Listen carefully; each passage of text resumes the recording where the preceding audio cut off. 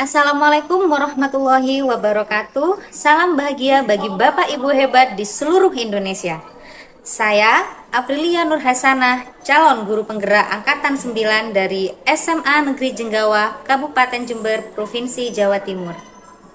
Pada kesempatan hari ini, saya akan membagikan pengalaman saya di diseminasi budaya positif yang sudah saya laksanakan di sekolah saya, yaitu di SMA Negeri Jenggawa. Bismillahirrahmanirrahim. Sebelum acara dimulai, izinkan saya mengatakan baku. Mentari terbit belumlah tinggi. Cakep. Jalan sendiri menunggu fajar. Cakep. Assalamualaikum, selamat pagi. Cakep. Semoga acara ini berjalan dengan lancar. Amin.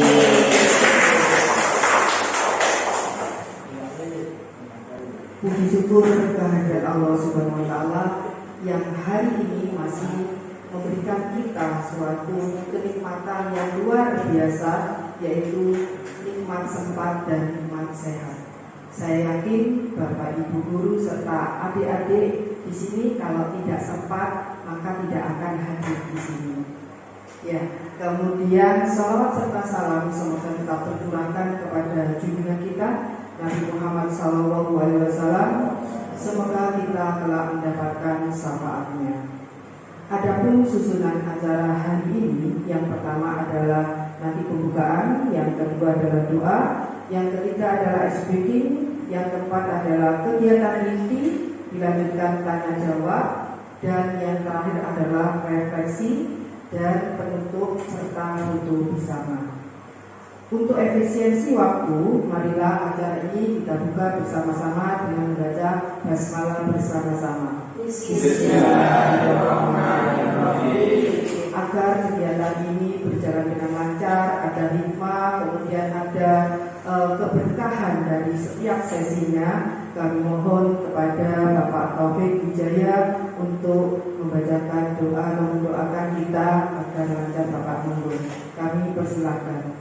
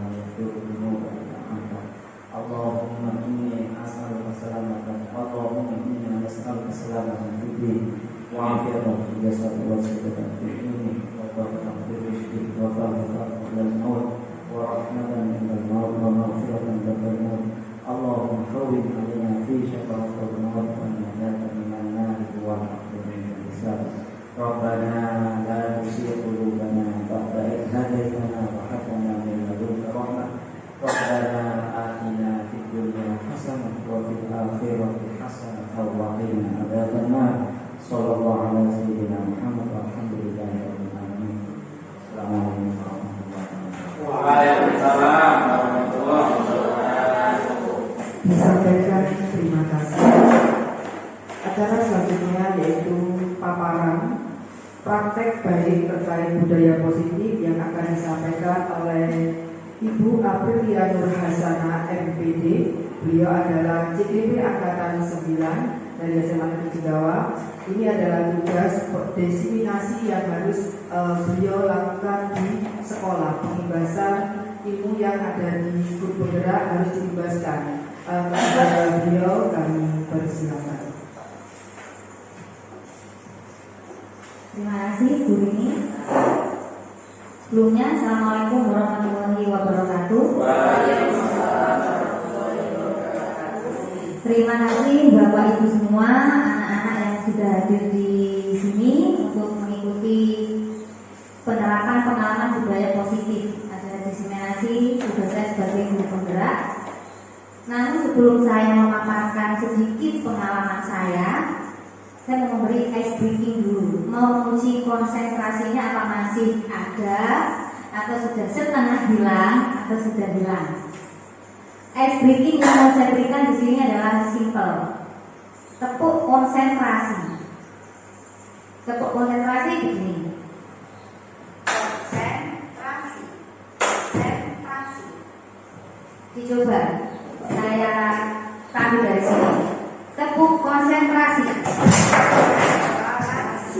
Konsentrasi. Nah, bisa. Bisa ya. Nah, sekarang untuk biar seru, nanti saya panggil ketika saya sudah konsentrasi Buayu, maka Buayu akan konsentrasi Buesti, misal gitu. Jadi sebut nama siapakah target selanjutnya yang akan tepuk konsentrasi. Siap Bapak Ibu?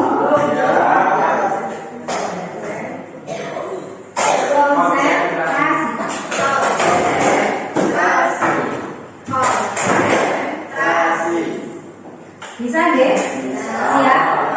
Siap, saya mulai. Siap-siap namanya mungkin kebetulan saya sebutkan. Konsentrasi. Konsentrasi. Ini.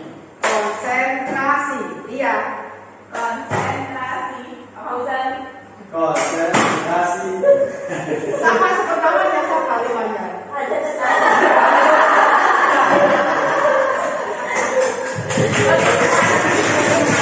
Terima kasih. Ada satu lagi. Saya memberi ice breaking satu lagi untuk menguji konsentrasinya. Tapi masih agak kurang konsentrasi. Ikuti apa yang saya pegang. Apa yang saya pegang. Bukan yang saya ucapkan. Apa yang saya pegang. Siap? Siap. Mulut. Apa yang saya pegang, bukan apa yang saya ucapkan. Oke, kita ulang lagi. Yang saya pegang, telinga.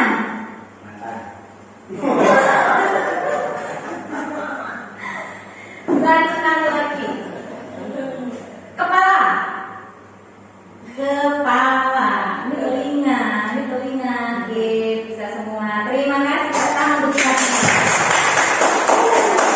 Lagi. Konsentrasi lagi. Nanti 30 menit untuk streaming saja. Baik, terima kasih. Di sini saya akan mencoba untuk berdiskusi bersama Bapak Ibu. Ini hanya sedikit pengalaman saya di guru penggerak yang sudah saya lalui baik modul 1, 2, 3, dan 4. Nah, di sini ada budaya positif. Nah, konsep inti dari budaya positif di sini ada perubahan paradigma positif, ada disiplin positif, ada nilai-nilai kebajikan, ada kebutuhan dasar manusia, ada motivasi perilaku manusia, ada posisi kontrol guru, ada keyakinan kelas, dan ada segitiga restitusi. Ini adalah macam-macam materi yang saya pelajari di modul 1.4. Nah, seandainya ini saya sampaikan dengan jelas satu persatu, 1 minggu masih kurang Bapak Ibu. Jadi ini saya hanya ngambil inti-intinya saja, apa saja yang mau saya sampaikan di sini. Nah, ini adalah pembelajaran dengan paradigma baru. Nah, kalau paradigma lama, tugas guru itu sebagai apa?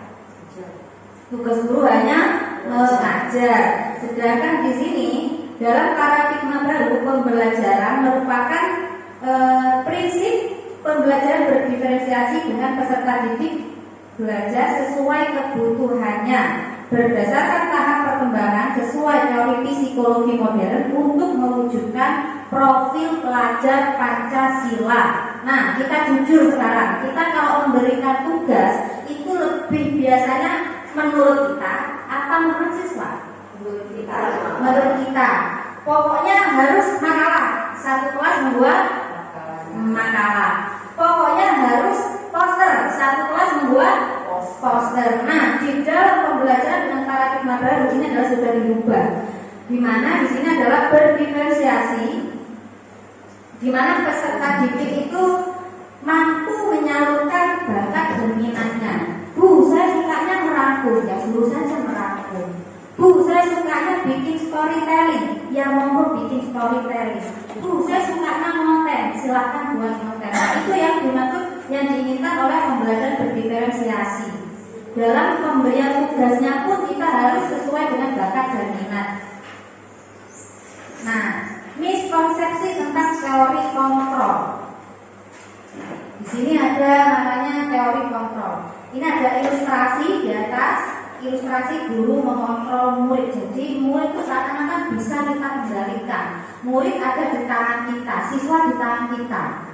Terserah kita mau mengontrolnya seperti apa. Ilustrasi bahwa semua penguatan positif, efektif dan bermanfaat. Nah, ini kemudian yang di sampingnya ada ilustrasi bahwa kritik dan membuat rasa bersalah mampu menguatkan karakter. Ada juga ilustrasi bahwa orang dewasa berhak memaksa. Saya jujur-jujur saja Bapak Ibu, sebelum saya ikut guru penggerak, saya adalah seorang yang pemaksa. Pokoknya video, pokoknya makalah, itu adalah awalnya saya di situ. Jadi saya merasa saya berhak untuk mengendalikan mereka. Saya tidak melihat bakat dan kemampuan mereka. Semuanya serba kata saya, kontrol penuh ada pada guru.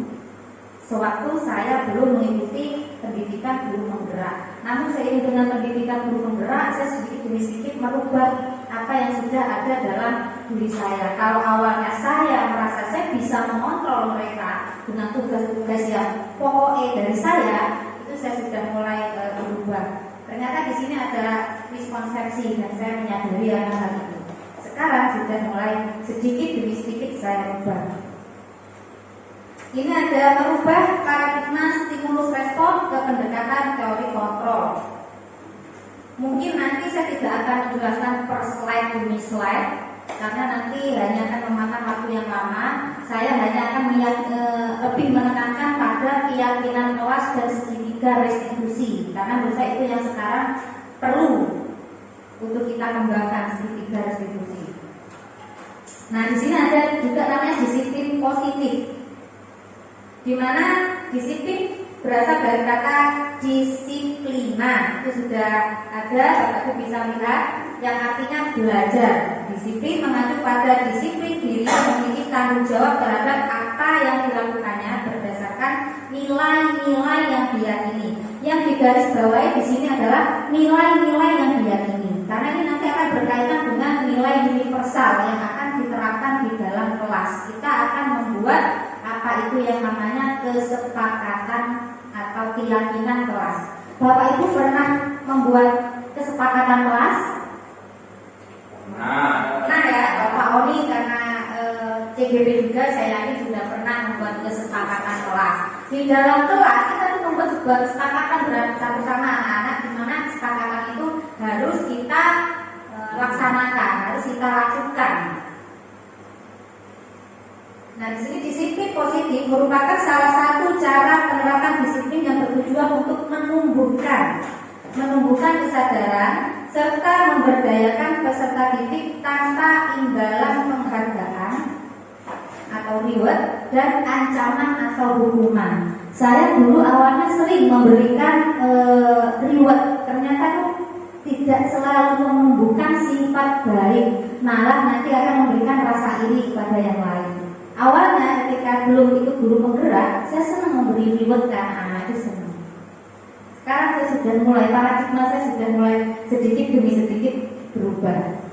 Sebagai pendidik, tujuan kita adalah menciptakan peserta didik yang memiliki disiplin diri, sehingga mereka berperilaku mengacu kepada nilai-nilai kebajikan universal dan memiliki motivasi intrinsik dalam perubahan perilaku ke arah yang lebih baik. Tugas kita karena sekarang anak-anak itu banyak pelanggaran, banyak melanggar, jadi ini mungkin pas kalau kita terapkan di kelas-kelas. Dimulai dari mana? Masa dari semua sekolah? Tidak, dimulai saja dari kelas kita masing-masing. Nah, ini adalah nilai-nilai kebajikan. Ada contoh-contoh nilai kebajikan institusi atau organisasi. Kalau profil pelajar Pancasila, kita nyanyi dulu ya. Profil Pancasila, mungkin ada yang tahu lagunya. Profil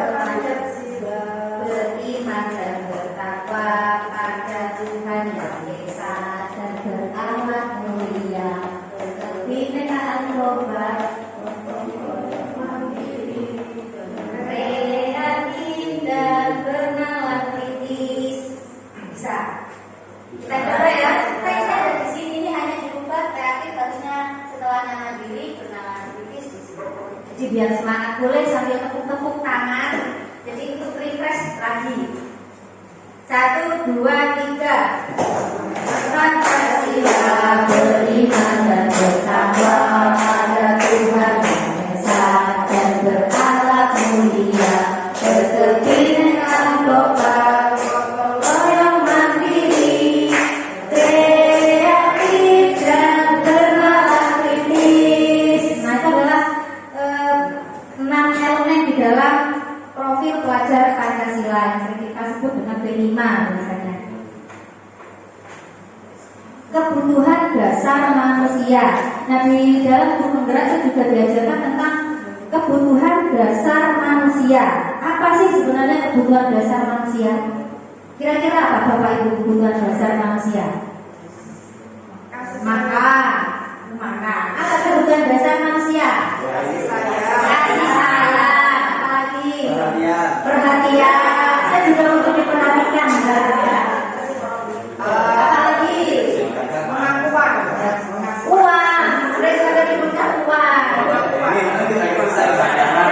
Rasa nyaman. Jadi kebutuhan dasar manusia adalah segala sesuatu yang dibutuhkan oleh manusia untuk mempertahankan keseimbangan kondisi fisiologis yang bertujuan untuk mempertahankan kehidupan dan kesehatan.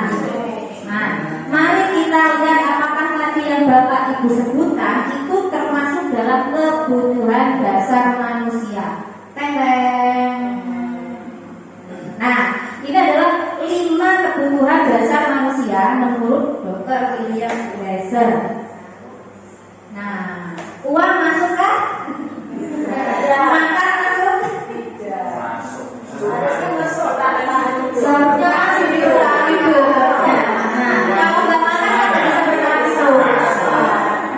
Nah, ternyata ini kebutuhan dasar kita tidak bisa kita pungkiri. Memang 5 ini adalah kebutuhan dasar kita.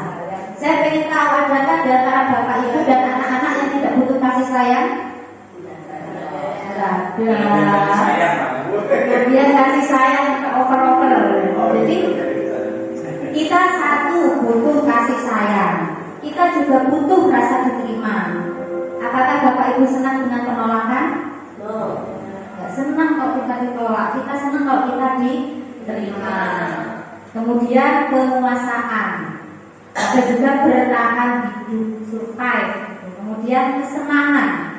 Kalau kesedihan kenapa tidak masuk dalam kebutuhan dasar manusia? Apakah sedih itu kita butuhkan? Tidak. Itu terjadi dengan sendirinya. Jadi 5 kebutuhan dasar manusia. Ini ada kebebasan. Nah, kebebasan di sini termasuk di dalam kurikulum sekarang ada namanya kurikulum merdeka. Karena di sini kita merdeka mengajar, merdeka belajar, karena kita diberi ruang, kita diberi kebebasan untuk bereksperimen, berekspresi di dalam kurikulum. Nah, selanjutnya di sini ada motivasi perilaku manusia. Kenapa sih manusia tuh atau kenapa kita melakukan sesuatu? Ternyata ini kadang kita melakukan sesuatu satu untuk menghindari ketidaknyamanan atau hukuman. Ini biasanya siswa kayak gini. Bisa diakui ya? Oh ya, yang merasa siswa mengakui. Jadi kenapa kita menghindari menghindari ketidaknyamanan atau hukuman? Kemudian ada perilaku yang untuk mendapatkan imbalan atau penghargaan dari orang lain. Dan yang ketiga untuk menjadi orang yang mereka inginkan dan menghargai diri sendiri dengan nilai-nilai yang mereka percaya. Dengan nilai yang mereka percaya. Misalnya, kenapa mereka kok datang jam 7:05? Bisa untuk menghindari hukuman. Bukan karena dasar mereka sendiri, bukan. Ada juga yang kenapa saya kok berangkat jam 7:05 atau jam 7:04? Ada yang merasa karena memang ini nilai yang mereka percaya.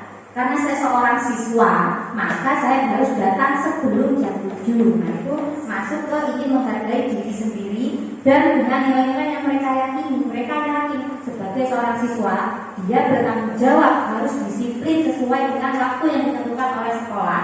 Datang sebelum jam 7 untuk mendapatkan imbalan. Misalnya, Pak, saya mau ikut lomba. Tujuannya karena saya pengen dapat hadiahnya itu loh Pak, hadiahnya 5 miliar. Misal, berarti motivasinya adalah untuk mendapatkan imbalan. Jadi ini adalah motivasi perilaku manusia. Ada yang karena mereka untuk menghindari ketidaknyamanan atau hukuman, ada yang karena memang ingin mendapatkan imbalan, dan ada yang karena memang mereka meyakini nilai yang ada dalam diri mereka. Nah, ini ada konsep disiplin dengan identitas gagal. Ada hukuman, ada penghargaan. Yang selama ini sering Bapak Ibu terapkan yang mana? Hukuman. Yang mana? Hukuman. Pak Oni saya minta untuk mungkin yang pernah dilakukan dengan hukuman ini. Silakan Pak memberi pengalaman tentang kenapa kok mengatakan hukuman dan apa imbasnya ternyata setelah memberi hukuman. Monggo senior.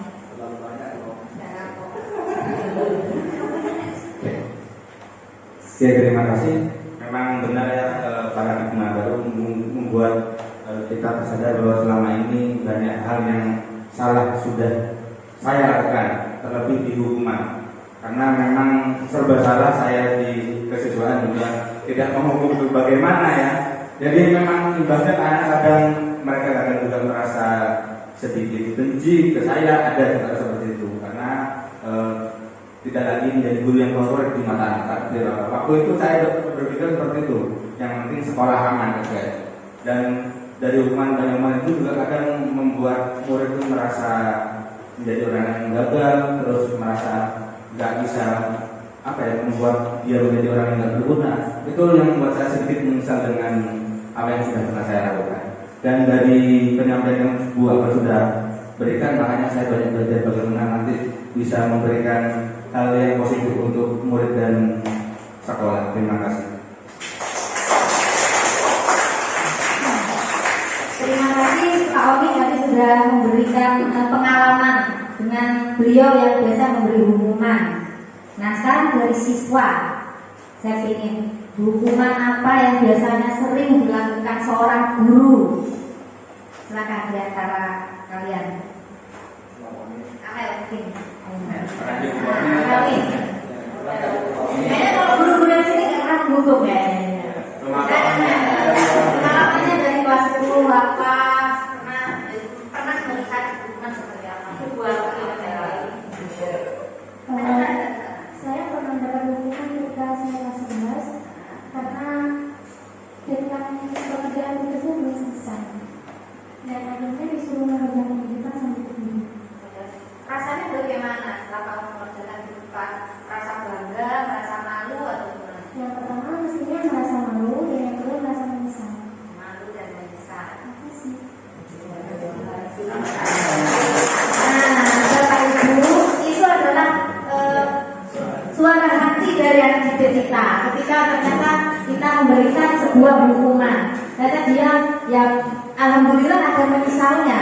Jadi kalau menyesal otomatis akan memperbaiki selanjutnya agar tidak mengerjakan di depan lagi. Yang susah kalau sudah disuruh mengerjakan di depan, besoknya tidak masuk. Saya sering seperti itu. Dulu saya sering menyuruh anak mengerjakan di luar kelas dengan cara berdiri dan mengerjakan sambil berdiri tanpa boleh keluar dari zona kelas. Dan apa yang terjadi? Minggu depannya dia tidak masuk. Sungguh luar biasa pengalaman saya ini. Dan saya kok alhamdulillah ikut guru penggerak ini banyak sekali yang saya rubah, baik dari sisi emosi, baik dari cara pemberian tugas, baik cara menangani siswa. Awalnya saya adalah orang yang sangat menggebu-gebu, senggol, bencong. Itu saya. Bikin masalah, hajar. bikin masalah sikat, gitu ya. Sekarang sudah saya mulai berubah. Saya mulai mau memanggil mereka. Saya mulai mau berbicara dengan mereka. Awalnya saya merem urusanmu. Selama kamu jadi siswa, posisi kontrol ada di sana. Awal kali saya belum jadi guru penggerak. Setelah jadi guru penggerak, saya berubah drastis mengikuti para suhu yang sebelumnya. Nah, benar di sini konsep disiplin dengan identitas belajar. Hukuman ternyata menyakitkan. Hukuman ternyata membuat tidak nyaman, membuat takut, kemudian memaksa, membuat murid menyembunyikan masalah. Kita tidak bertanya, kenapa Nduk, kenapa Le, kamu tidak mengerjakan tugas. Kita tidak pernah bertanya hal itu, tapi kita langsung menghukum, kontrol kita. Kan sudah jelas ada tugas. Kemudian murid menjadi rendah diri, malu seperti yang disampaikan oleh siswa kita tadi, seperti kata Amel, malu karena mengerjakan di depan. Untungnya dia sudah merasa menyesal sehingga bisa memperbaiki. Nah, ada penghargaan. Kita memberikan reward ini, saya pernah dulu memberikan penghargaan. Ternyata penghargaan tidak efektif. Yang terjadi apa? Bisa merusak hubungan karena menimbulkan sifat iri, dengki, hasad, hasut, ria dan sebagainya. Mematikan kreativitas. Kenapa dikatakan mematikan kreativitas? Karena pasti anak-anak yang merasa dia nggak bisa, halah aku lah sing entuk yo meniku tok. Aku ora iso. Pasti itu. Aku ora iso. Janganlah itu. Akhirnya apa? Mereka nggak mau memunculkan kreativitas mereka, padahal mereka punya nilai positif di hal yang lain. Misalnya tadi dia nggak bisa untuk menari, misalnya kalau di bidang seni, dia bisa di hal-hal yang lain. Menghukum dengan sistem ranking. Aku gak masuk ranking, merampas hak menghargai dirinya. Akhirnya dia juga tidak menghargai dirinya. Aku loh gak iso opo-opo. Apa yang menjadi pikiran kita, apa yang menjadi sesuatu yang kita pikirkan, insya Allah itu yang akan terjadi. Kalau kita memikirkan aku loh gak iso opo-opo, kamu sudah gak memotivasi diri kamu sendiri. Ingat, motivasi terbaik itu adalah diri kita sendiri. Saya mau ngomong dulu begini, bla bla bla bla bla. Tapi kamu malah ngomong bla bla. Kan gak ada motivasi dalam diri kamu, tidak akan terjadi apa-apa. Jadi merampas hak menghargai dirinya. Ketika saya beri penghargaan ke yang pintar, akhirnya ke yang mohon maaf yang ke bawah itu akan merasa kalau aku nggak bisa. Jangan biasakan kita memikirkan sesuatu yang positif. Konsep disiplin dengan identitas sukses, ada konsekuensi, ada restitusi. Nah, ini nanti yang akan kita bahas. Konsekuensi ternyata jangka pendek, perlu monitoring, perlu stimulus, murid menghormati peraturan, kehilangan waktu untuk merenungi kesalahan. Sedangkan restitusi, nah ini nanti ada segitiga restitusi yang akan kita bahas. Murid akan lebih bertanggung jawab untuk perilakunya, fokus pada pemecahan masalah. Kemudian murid menghormati dirinya sendiri dan orang lain. Teori kontrol, dirinya memegang kontrol. Jadi bukan diri kita lagi, jadi bukan guru, melainkan diri dari murid atau siswa kita. Murid bersemangat memperbaiki kesalahan, menyesal, kan menyesal. Nah, ada konsep pendekatan restitusi. Nah, sebuah cara menanamkan disiplin positif kepada murid. Pengertian restitusi adalah memperbaiki kesalahan mereka sehingga mereka bisa kembali pada kelompok mereka dengan karakter yang lebih kuat. Bagaimana nanti prakteknya? Kita nanti bisa praktek. Ada ciri-ciri restitusi, bukan untuk menebus kesalahan, namun untuk belajar dari kesalahan. Kalau kita sudah pernah masuk ke lubang yang sama, apakah kita masih mau masuk ke lubang yang sama pula? Kita pernah melakukan satu kesalahan, apakah kita masih mau melakukan kesalahan yang sama? Melakukan kesalahan yang lain, seperti tidak Bapak Ibu. Tawaran bukan paksaan, bukan memaksa. Kamu harus, tetapi bagaimana sebaiknya. Bukan kamu harus, saya banget ini dulu. Kamu harus, saya harus seperti itu. Saya akui. Ada perbedaan contoh kasus siswa sering tidak mengerjakan PR. Hukuman. Guru menghukum siswa tersebut hormat bendera 10 menit. Sedikit, kalau saya dulu 1 jam pelajaran saya suruh hormat bendera. Guru marah dan murid merasa takut. Akhirnya apa? Saya dikenal judes dan jutek. Bu April judes, Bu April galak, gara-gara hukuman yang saya berikan. Nah, ini adalah konsekuensi. Guru memberikan konsekuensi untuk mengerjakan PR-nya saat istirahat atau dikerjakan sebanyak 3 kali lipat. Ini perbedaan hukuman, konsekuensi, restitusi. Guru tegas dan siswa menghormati peraturan. Sedangkan restitusi, guru menanyakan keyakinan kelas, dirinya, dan membantu siswa menyelesaikan masalahnya. Guru terbuka dan siswa menghormati dirinya dan orang lain. Nah, ini adalah 5 posisi kontrol. Saya paling demen di materi ini kemarin sebelumnya. Posisi kontrol, restitusi. Jadi kita sebagai pendidik, sebagai guru, ternyata kita mempunyai 5 posisi kontrol ini. Tinggal kita memilih, kita mau jadi yang mana.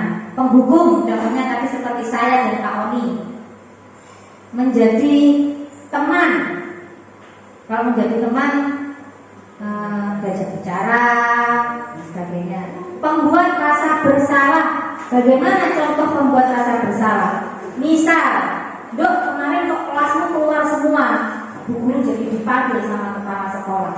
Nah, akhirnya rasa bersalah akhirnya. Berarti kita pembuat rasa bersalah. Kamu kemarin satu kelas kok keluar, kepala sekolah marah-marah loh. Nah, akhirnya siswa, oh gara-gara kita ya bu guru dipanggil. Itu kita menjadi pembuat rasa bersalah. Kalau kata fasilitator saya biasanya suka moderator ini yang mendramatisir. Suka mendramatisir keadaan. Kemudian ada kontrol sebagai pemantau. Kita hanya memantau, mengamati. Ada juga sebagai manajer. Nah, kalau kita ingin sebagai manajer, kita di sini harus paham nanti tentang restitusi, segitiga restitusi. Kita tidak bisa menghukum anak. Di dalam guru penggerak kita tidak boleh menghukum. Walaupun pada kenyataannya kalau nggak dihukum maka nggak akan selesai dan nggak akan kapok. Anak-anak sekarang kalau nggak dihukum nggak kapok. Kalau nggak disuruh ngerjakan di depan besoknya akan mengulang lagi. Contoh penerapan 5 posisi kontrol. 1 sebagai penghukum. Patuhi aturan sekolah. Kalau tidak, berdiri di depan hormat bendera. Itu namanya kita penghukum, pemantau. Kamu sudah melanggar apa? Peraturan apa yang sudah kamu langgar? Konsekuensinya apa? Sebagai teman, nah, sebagai teman ini kayaknya buayu ini kayaknya. Nah, sampai mendalami bahasanya anak-anak yang terbaru itu buayu. Hai bestie, hai guys.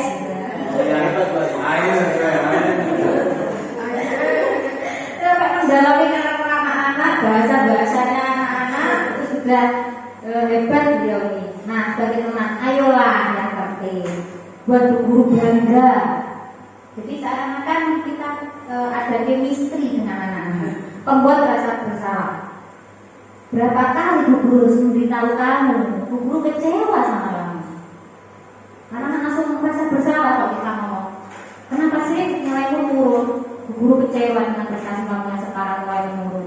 Dia sudah merasa bersalah. Walah, aku kok gak wali kelasmu ini sih? Pasti gitu. Iya apa enggak? Iya ya. Iya. Kalau sebagai manajer, nah ini yang saya juga, apakah Bu April sudah jadi manajer? Belum, saya masih belajar, saya akui, saya belum jadi manajer. Saya masih terus belajar dan terus berusaha menerapkan agar bisa menjadi manajer. Apakah kamu tahu kesalahan kamu? Kira-kira bagaimana kamu akan memperbaiki kesalahan? Dikembalikan ke siswa, biar tahu kesalahannya apa, kemudian bagaimana cara memperbaiki. Jadi bukan saya yang mengingatkan. Ini saya masih belajar, saya belum jadi manajer. Nah, ini dari keyakinan kelas. Mengapa harus ada keyakinan kelas? Mengapa kita memiliki peraturan tentang penggunaan helm saat mengendarai kendaraan roda 2? Kenapa? Kenapa Bapak Ibu patuh harus pakai helm? Kenapa?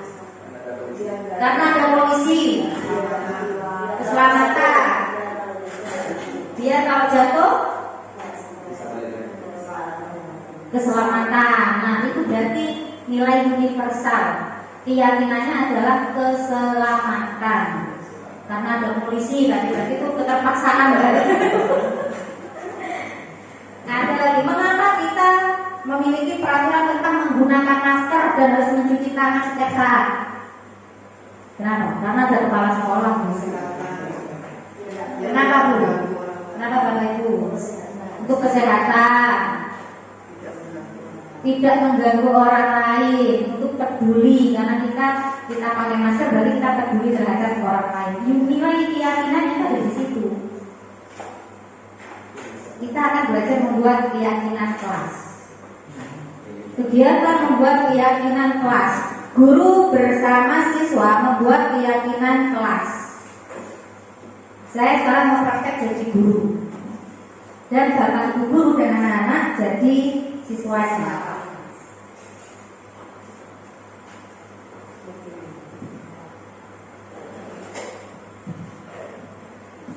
Konsentrasi masih Bapak Ibu. Kita tepuk konsentrasi lagi ya sebelum saya jadi. Oke. Tepuk konsentrasi. Tepuk konsentrasi. Masih konsentrasi.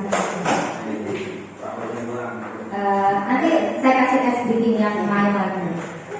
Awal semua ice breaking dulu sebelum kita bertanya kelas. Oke, saya buat ice breaking aja dulu biar nggak tegang. Saya nanti sudah tegang. Padahal ini saya hanya menyampaikan beberapa poin-poin saja. Bu, kita bermain dulu. Saya mau mengucapkan satu nama hewan dari huruf terakhir. Silakan Bu Ayu rangkai menjadi nama hewan berikutnya. Nah ini ya konsentrasi ya.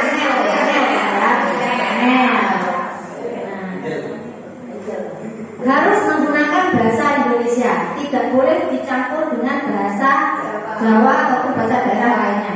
Sebab saya pernah menerapkan seperti ini. Ada yang menyebut ular, setelah ular yang disebut oleh temannya adalah ular. Berarti rengik gitu. Nah, itu nggak boleh, Jadi menggunakan bahasa Indonesia yang baik dan benar. Silakan kedua ya. Bukan nama hewan Bu. Kambing. Berarti G. Gajah. Gajah. Kasih. Bu. Hyena. Berarti ya. Ada kucing, ada kambing, ada gajah.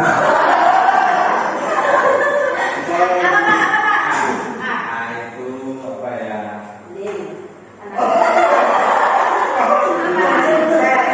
Macam. Oh ayam.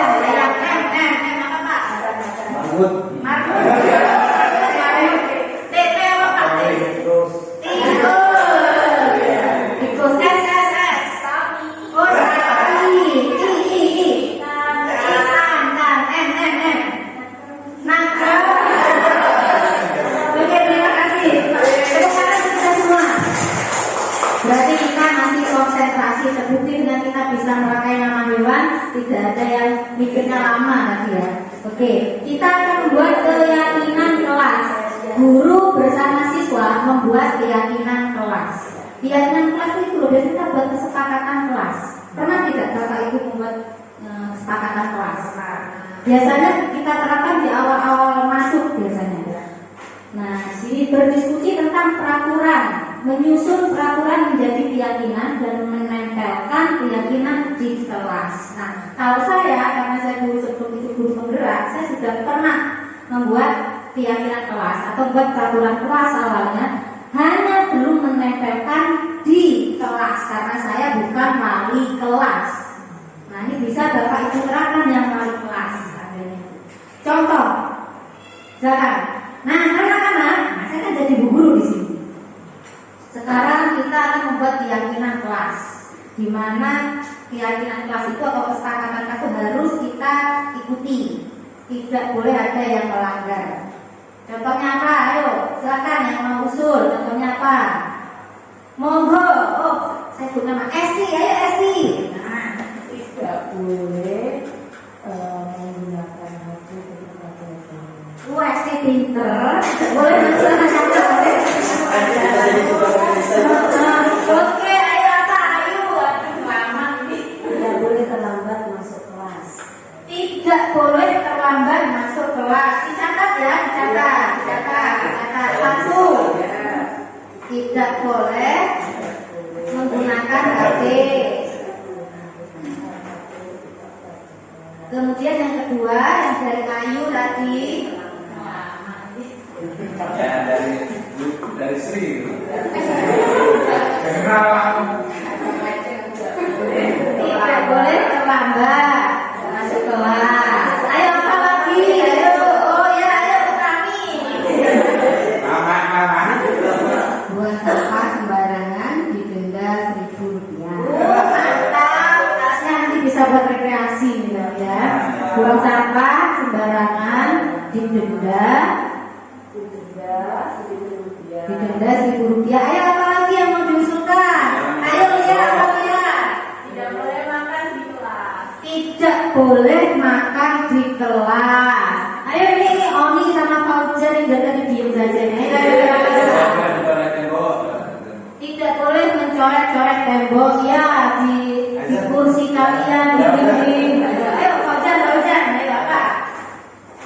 Tidak boleh sholat di dalam kelas. Memang agak duluan dulu lah. Dalam dulu agama. Oh ya, kayaknya nanti akan jadi menteri agama nantinya. Kita orang kayaknya bu guru katanya bapak. Nah, ini adalah anggaplah ada nilai atau kesepakatan kelas kita. Kesepakatan kelas kita tadi, bacakan lagi Esti. Ya, pertama tidak boleh menggunakan HP ketika pelajaran. 2, tidak boleh terlambat masuk kelas. 3, membuang sampah sembarangan didenda Rp1.000. 4, tidak boleh makan di kelas. 5, tidak boleh mencoret-coret di meja atau di tembok. 6, tidak boleh sholat di dalam kelas. Oh, ini syaratnya apa masukannya luar biasa. Nah, sekarang kita diskusikan bersama. Nah, tidak boleh menggunakan HP. Sekarang kita rubah kata tidak boleh. Ini kan berarti berunsur negatif. Kita buat jadi positif. Kalimat positif. Wah, ini kayaknya Esti nanti yang bisa nih jadi kalimat positif. Kita suruh bahasa Indonesia. Tidak boleh menggunakan HP ketika di ruangan. Kira-kira kalau dibuat kalimat yang positif, kata tidak boleh itu ditiadakan bagaimana?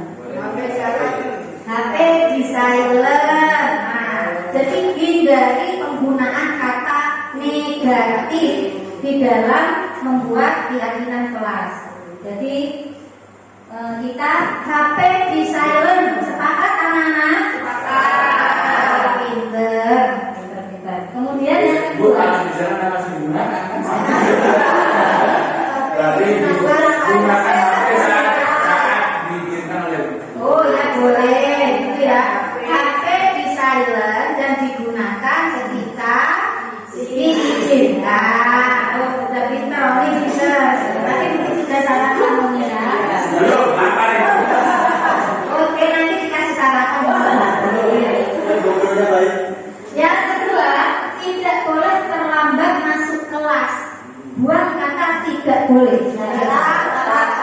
Pinter-pinter, datang tepat waktu.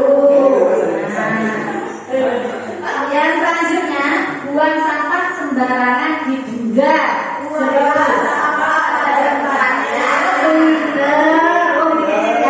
Disetujui. Tadi hadir tepat waktu disetujui. Berarti ini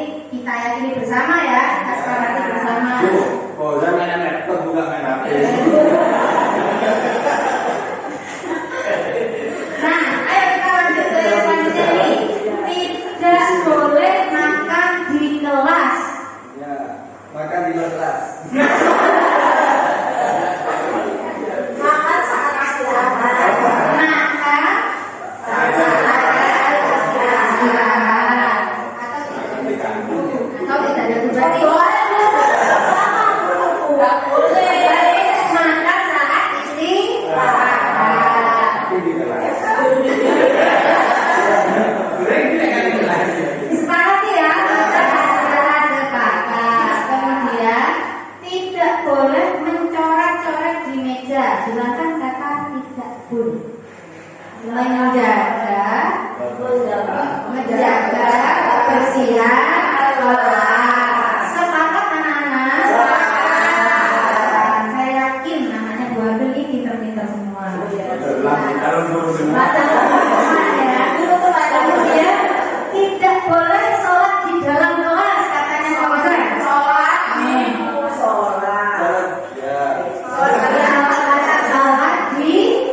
masjid. Sholat berjamaah di masjid pada saat apa? Pada saat atau pada waktunya. Kalau misal ya pada waktunya saya mau sholat duha Bu, izin, kan nggak boleh kayak gitu ya. Disetujui? Setuju. Terima kasih anak-anak. Nah, inilah Bapak Ibu yang kita namakan dengan membuat keyakinan kelas. Di dalam membuat keyakinan kelas, kita harus menghindari semaksimal mungkin penggunaan kata yang negatif, tidak boleh, dilarang, itu harus ditiadakan. Kemudian keyakinan kelas apa harus panjang dari 1 sampai 20? Tidak perlu. Hanya yang sekiranya yang penting-penting saja dan mudah kita ingat. Karena apa? Kalau keyakinan kelas sampai 20, nanti anak-anak bingung yang sudah dia langgar itu yang nomor berapa. Jadi buatlah keyakinan kelas yang simpel, tapi anak-anak itu tahu mengenal. Kalau sampai banyak, dia sampai bingung. Bentar Bu, saya cek dulu keyakinan kelas mana yang sudah saya langgar. Dia masih mau cek. Jadi seperti itu. Kemudian menempelkan keyakinannya di kelas. Nah, nilai universalnya atau nilai kebajikan universalnya misalnya tadi tidak boleh mencoret-coret. Berarti itu apa? Menjaga kebersihan. Jadi kan Bu sama padanya. Oh itu nggak boleh, ayo nanti ya, nggak boleh. Baik, lanjut dulu. Nah, bagaimana bentuk keyakinan kelas? Lebih abstrak dari peraturan, sedikit saja, biar mudah diingat. Jangan banyak-banyak Bapak Ibu. Terlalu banyak nanti siswanya seperti saya sampaikan dia tidak tahu peraturan mana yang sudah dia langgar. Berupa pernyataan universal, nah, kayak tadi hindari penggunaan kalimat yang sifatnya negatif. Ada dapat diterapkan di kelas. Nah, ketika kita sudah membuat kesepakatan seperti tadi disetujui, semua setuju, berarti itu kan akan diterapkan. Kalau sudah semuanya setuju. Bersedia meninjau kembali keyakinan kelas dari waktu ke waktu. Seperti biasanya wali kelas ataupun kita. Anak-anak, kita keyakinan kelasnya seperti ini, mengerjakan tugas tepat waktu dan sebagainya, mengumpulkan tugas. Dibuat dalam bentuk positif. Nah, tidak boleh, kemudian dilarang, itu kita hindari. Kemudian semua warga kelas hendaknya ikut berkontribusi dalam membuat keyakinan kelas. Seperti tadi, angkat tangan, tidak boleh ini, tidak boleh ini. Nah, kita melibatkan anak-anak, biarkan mereka yang menentukan keyakinan kelas. Nah, ini adalah yang terakhir ya, segitiga restitusi. Ini adalah dialog kita dengan anak kita. Kalau menurut saya ini bukan hanya tugas kita sebagai guru, tapi juga bisa kita terapkan kita sebagai orang tua. Segitiga restitusi. Ada 3 tahapan dalam segitiga restitusi. Yang pertama itu adalah menstabilkan identitas. Jadi anak-anak yang melakukan kesalahan itu enggak kue mana apal aku sampai mesti kue. Nah, itu berarti kita sudah membuat dia semakin jatuh, dia down Bapak Ibu. Pengalaman ya Bu ya, pengalaman ketika SMA. Lalu kita seperti apa? Kita semua akan melakukan hal yang terbaik yang bisa kita lakukan. Contohnya, misalnya Amel nanti tidak mengerjakan tugas. Kita bisa ngomong, kita bisa manggil dia, kita bisa ngobrol. Mel, Ibu tahu, tidak ada manusia yang sempurna. Dan yang tidak mengerjakan tugas itu bukan cuma kamu. Nah, berarti kan dia itu menstabilkan, akhirnya pakai stabil, menstabilkan identitas. Yang tidak mengerjakan tugas bukan cuma kamu. Kemudian validasi tindakan yang salah. Kita harus tahu, membuat dia tahu apa yang sudah dia lakukan, gitu ya, membuat dia salah, gitu ya. Validasi tindakan yang salah. Misal, Anda tahu kenapa Amel dipanggil sama Bu April? Misal, ya Bu, apa kira-kira? Saya tidak mengerjakan tugas. Validasi tindakan dia yang salah. Saya tidak mengerjakan tugas. Kemudian kita bisa menanyakan keyakinan kelas. Nah, kira-kira yang kamu lakukan itu sudah benar atau tidak dengan tidak mengumpulkan tugas? Maka dia akan menjawab tidak benar. Kemudian kita bisa juga langsung melanjutkan. Kalau tadi mohon maaf ada yang saya lewatkan tadi, divalidasi tindakan yang salah. Setelah dia tahu kesalahan dia apa, dia sudah tahu kenapa Bu? Karena tidak mengerjakan tugas. Kita validasi lagi. Alasannya apa? Kenapa kamu tidak mengerjakan tugas? Saya tadi malam tahajud terus ke subuh, misal. Karena saya sedang menggunakan jalur langit. Nah, jawabannya anak-anak itu kan macam-macam. Banyak sekali anak. Ada juga yang karena tadi malam saya itu sholawatan sampai subuh. Padahal bukan sholawatan, melainkan main HP. Nah, bagaimana cara kita menggali anak biar kata jujur? Dan saya sudah coba menerapkan kepada dua anak, yaitu kepada dia sama pada putra. Nah, lumayan mereka mau bercerita, mereka jujur. Saya main Mobile Legends. Mereka mau jujur. Nah, itu yang divalidasi tindakan yang salah. Kemudian menanyakan keyakinan dari yang kamu lakukan, kesalahan yang kamu lakukan. Kira-kira apa yang sudah kamu langgar? Ya Bu, saya melanggar tanggung jawab, nilai kebajikan atau keyakinan kelas tanggung jawab. Nilai waktu misalkan waktu peraturan kelas mengerjakan tugas tepat waktu misalnya. Nah, itu yang dilanggar misalnya. Oke, sudah tahu apa yang dilanggar. Lalu bagaimana untuk memperbaiki hal itu? Kira-kira apa yang mau kamu lakukan? Nah, nanti dia akan ngomong, Bu, saya akan mengerjakan tugas. Apa yang mau dikumpulkan? Nah, kita bangun dialog itu.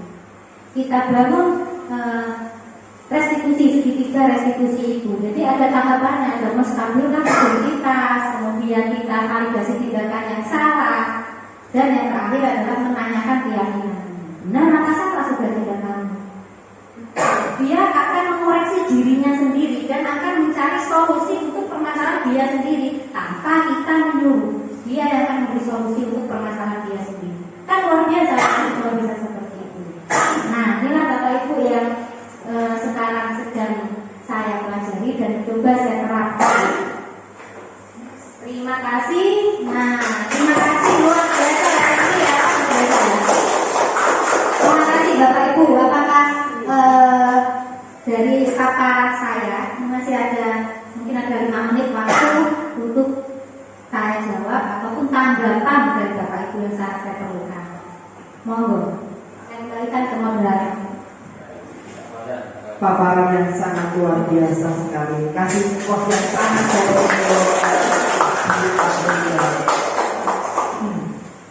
Oke, sesi selanjutnya yaitu tanya jawab ataupun konfirmasi ataupun syarat ataupun yang lainnya. Monggo kami persilakan kepada satu guru satu siswa.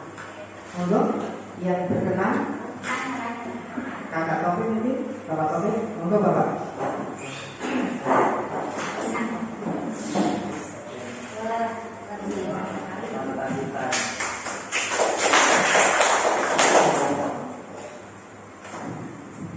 Assalamualaikum warahmatullahi wabarakatuh. Terima kasih atas waktunya.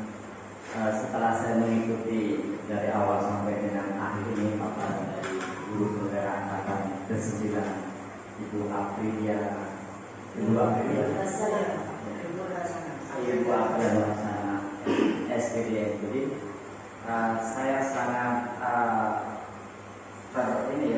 kaget karena selama saya jadi guru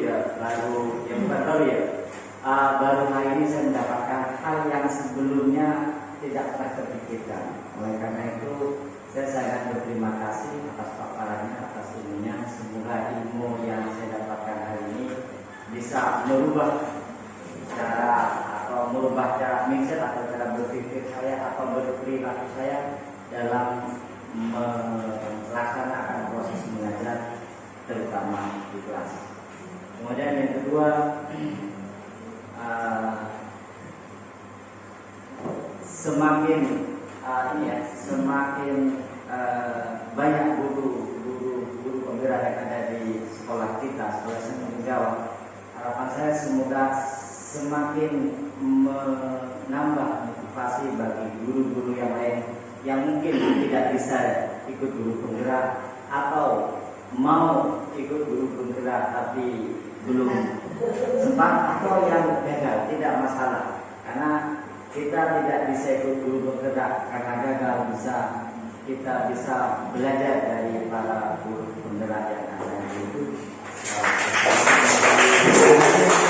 Itu yang saya sampaikan. Kurang dan lebihnya saya minta maaf. Assalamualaikum warahmatullahi